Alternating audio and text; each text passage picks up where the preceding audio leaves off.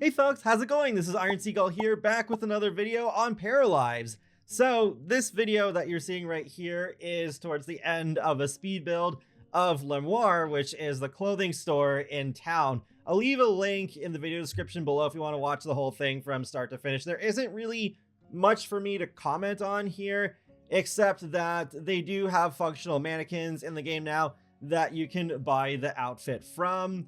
Hopefully they can have the clothing racks be functional too, because I feel like that would make a little more sense. You'll see it in a minute, but the infamous swiping animation is what they're using for the mannequin, the same one that people hate so much in The Sims 4. I mean, it is early access, but hopefully the swipe animation won't be too much of a common occurrence in the final version of Paralives. I don't really know what they would do with a mannequin buying clothes animation that wouldn't look really awkward. So yeah, hopefully they can do an animation with the clothing rack that would be a lot more realistic too. Then we got a behind the scenes video of Andre recording some of the dialogue for the para folks for different situations. So it's quite an amusing watch for sure. You definitely have to be like in a certain sort of mood to really be able to do all this, you know, like with the passionate kiss. You need to not be afraid of looking really silly while doing all of that. Yeah, there's a failure for a kiss.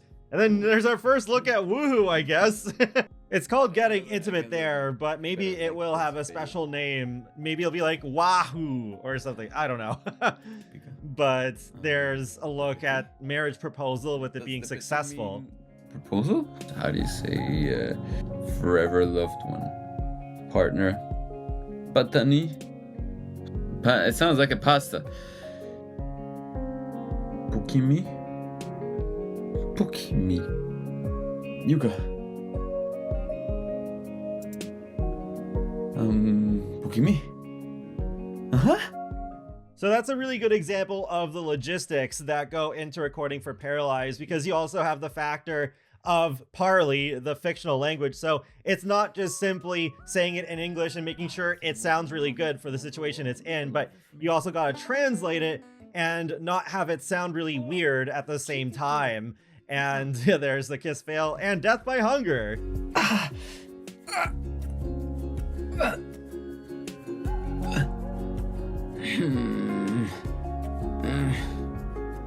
There's also one for Para getting scared, so it'll be interesting to see how that happens. And there's the sitting on floor sad. We did see this animation in the trailer when there was that mom who was crying against the bathtub. So good to see that, yes, it actually is in the game, because I saw people were wondering about that, and if it's just like trailer magic or not.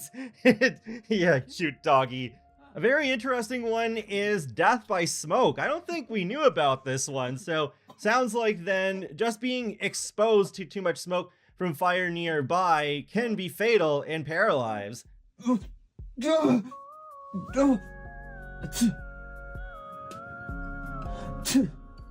we make ourselves actually sneeze? That's another really good example I wanted to include there, since it's just like with voice acting, sometimes you really gotta do the thing that you're acting for to make it convincing enough. Yeah, even the push-up one is pretty funny. I'll leave a link to the full thing in the video description below. Highly recommend watching it if you are curious about voice acting and how that works. Actually, in high school, I did do a little bit of volunteer work in radio, and it was more so commercials than straight up voice acting a character. But it is really fun to do, to just like get into the mood and do these silly sorts of voiceovers.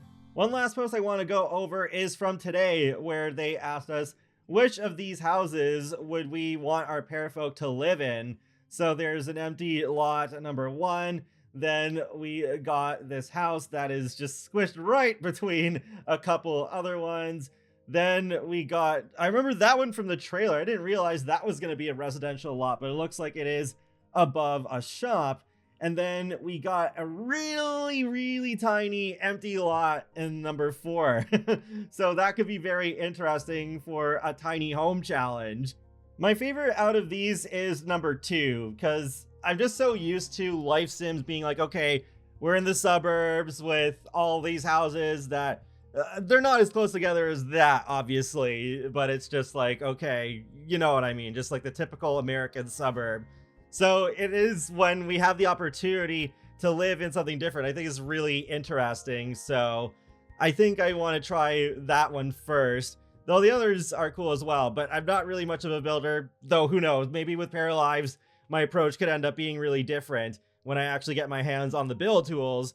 But yeah, I think these are all pretty interesting in their own ways. I wonder how Lot 3 is going to work, because even though to me it does look like a shop on the first floor, maybe it's not, or maybe it is, and we're only able to edit the living area above it. I remember them saying a while back that there is only going to be this one town in the game for the time being, so it's gonna be quite a while before we get a second one. It is good that they are trying to have a good variety of places to move our pair folks into. We even saw that with that one post in late January that showed us some of the mountainside of this town. That's pretty much it for now. Hopefully when we're in March, we could see some more gameplay, kind of like what they showed us when they first delayed early access, because it would be really cool to see how much progress they've made since that delay and how that's going to pay off. Feel free to let me know your thoughts in the comment section below on Paralives so far, and be sure to subscribe if you'd like to keep up with my latest gaming content. I'll talk to you all later, and have a great day. Thanks for watching!